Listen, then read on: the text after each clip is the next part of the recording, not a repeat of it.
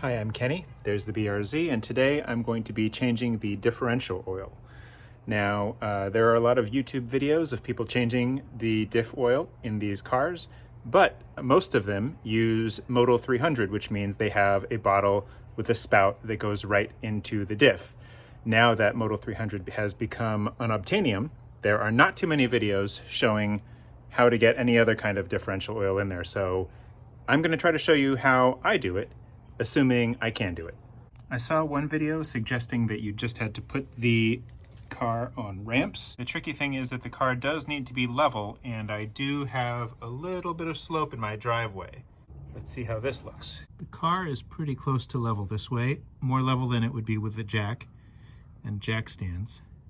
And the drain pan fits, and maybe I can just barely reach these plugs, so let's try it. So first, we're trying to loosen this fill plug, so nothing should come out when this one pops open. Forgot about this important step.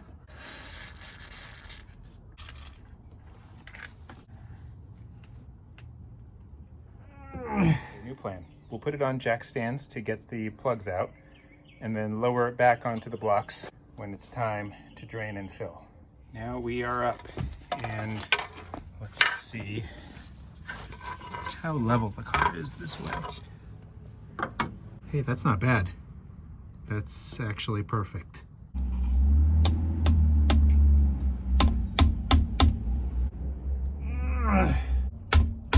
Okay, let's try this.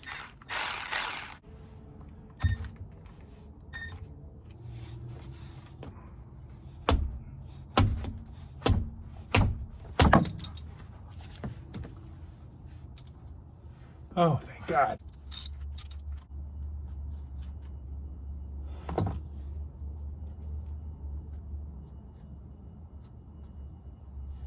Now, before we go too much farther, I should probably make sure that this fits the fill hole, and also that it fits this bottle, which it probably doesn't, because why would things work that easily?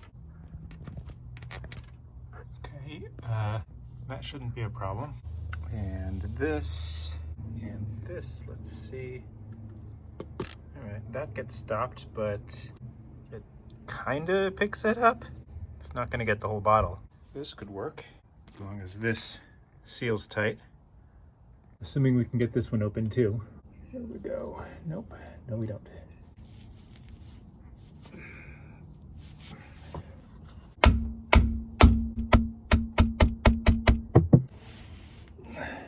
Come on, man.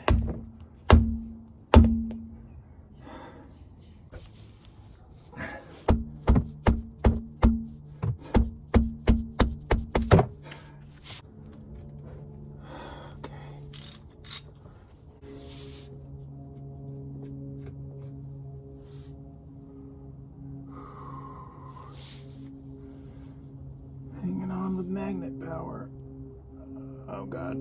Ah, there we go. Oh. Here is my prize. I've scrubbed that clean. So we're gonna put a new crush washer gasket on there.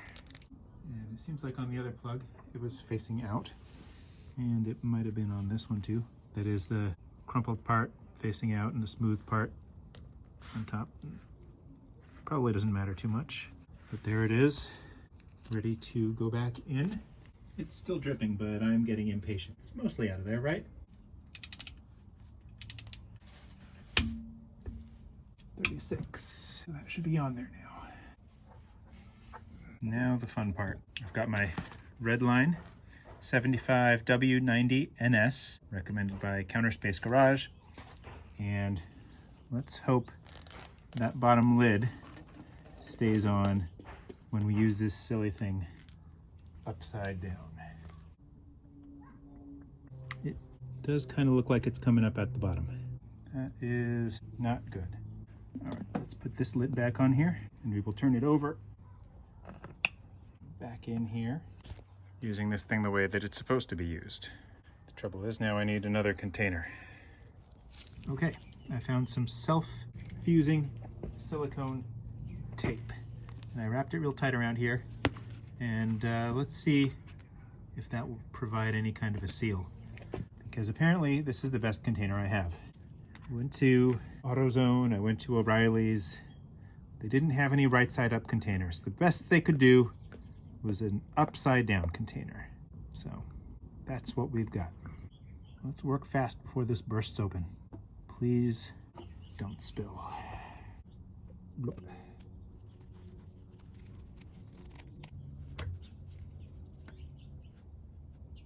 Okay, that's locked in there. Now, will this pump work? There it is. I think this pump I got at Harbor Freight. Harbor Freight also did not have any simple right side up containers or upside down containers. I was very lucky to find this upside down container. There's a kink in the hose. Seems like it would flow better if it didn't have that. All right, still a lot of oil left. So it's time for the Slurpee hose. Wait, what? What is this? I didn't want to unscrew that. How are we going to do this?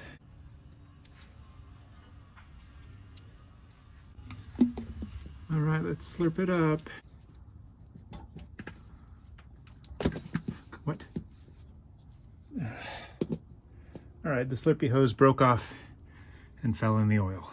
Okay, here's the bigger Slurpee hose. Let's see if we can make it not fall off, but also if there's room to even do it. Grabbing hold of all the oil. That's fun. Stay in there, nozzle. Drink it all up. That's a good boy. Okay. There goes the other Slurpee hose. All right. Let's get the sippy straw in there. Okay. Everything is oily. Everything is oily. And now, let's slurp what's new in the bottle. Supposed to be 1.2 or 1.3 quarts. Each of these bottles is 1 quart. So I added what felt like a little more than a quarter of the bottle. Oh, is that it? Looks like it's overflowing. Give another pump.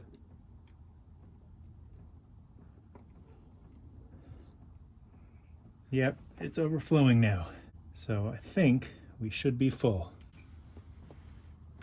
Pop that out. And let's see. Some leftovers. So back they go. Come on. Oh, Jesus. You're supposed to get oil just everywhere when you do this, right? That's healthy. Not sure what you're supposed to do once every single thing is covered in oil. Oh, geez. Yeesh.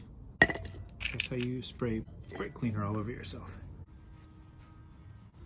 And this looks pretty clean, right? Put on the crush washer and let's go put this thing on. Time to lie down in some oil. Take off the oil-covered gloves to try to keep it a little bit clean. There we go. Then I guess you're supposed to clean up or something.